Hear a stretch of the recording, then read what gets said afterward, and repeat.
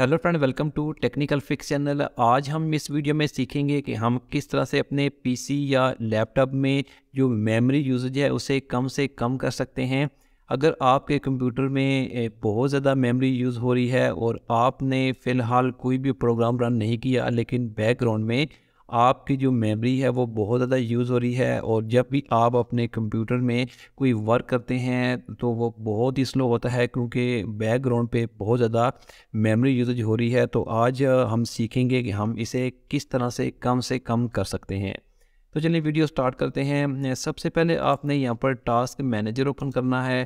Task manager open करने के बाद यहाँ पर आप देख सकते हैं मेमोरी यूसेज है जो 55% है, क्योंकि यहाँ पर जो प्रोग्राम है वो यहाँ पर जैसे कि वंडरशेयर फिल्मोरा है।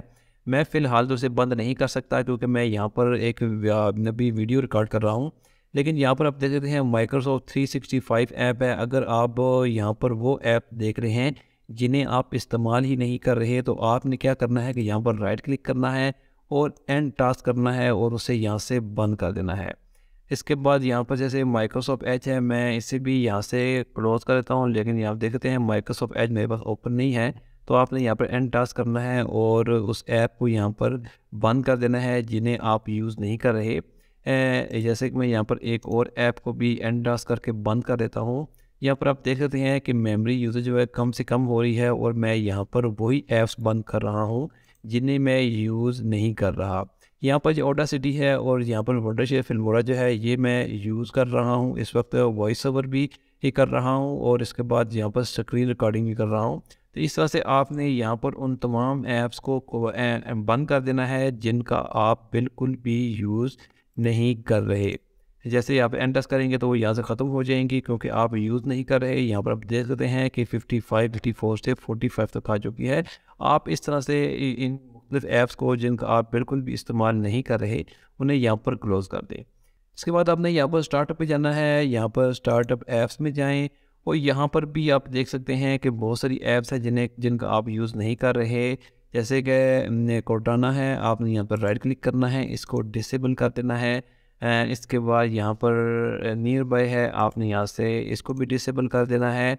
एंड इसके बाद टर्मिनल वगैरह है, यहाँ पर जो जो ऐप्स आप यूज़ नहीं कर रहे आप उन्हें यहाँ पर डिसेबल करते जाएं। इससे भी आपकी जो परफॉर्मेंस है पीसी की वो काफ़ी हद तक बेहतर हो जाएगी।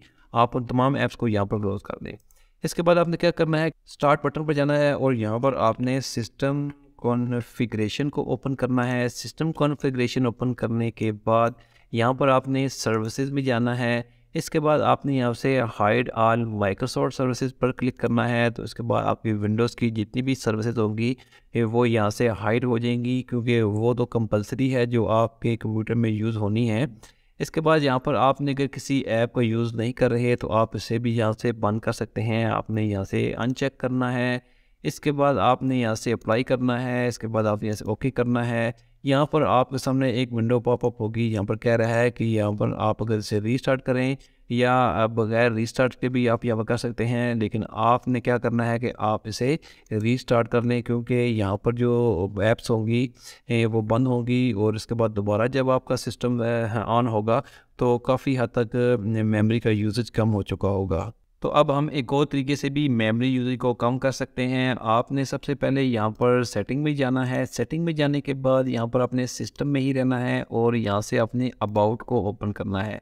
अबाउट में जाने के बाद आपने यहाँ से एडवांस सिस्टम सेटिंग को ओपन करना है। एडवांस सिस्टम सेटिंग ओपन करने के बाद आपने यहाँ पर एडवांस में जाना है। इसके बाद आपने यहाँ पर सेटिंग ओपन करनी है। इसके बाद आपने यहाँ से दोबारा एडवांस में जाना है और यहाँ पर आप देख सकते हैं कि चेंज का बटन दिया गया है।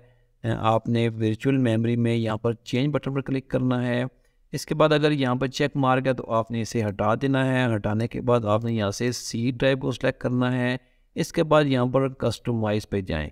कस्टमाइज़ पे जाने के बाद आपने यहाँ पर दोबारा टास्क मैनेजर पे जाना है। अब यहाँ पर हम देखते हैं कि हमारे पास जो रैम है वो कितनी है। तो इसके लिए मैं यहाँ पर परफॉर्मेंस में जाऊँगा और यहाँ पर मेमोरी में जाने के बाद यहाँ पर आप देख सकते हैं मेरे पास 8 GB रैम है। तो मैं यहाँ पर क्या करूँगा, इसको डबल कर दूँगा 16 GB। तो इसलिए मुझे यहाँ पर 16,000 लिखना पड़ेगा दोनों जगहों पर। तो इसके बाद आपने यहाँ से सेट करना है और इसके बाद आपने यहाँ से ओके कर देना है।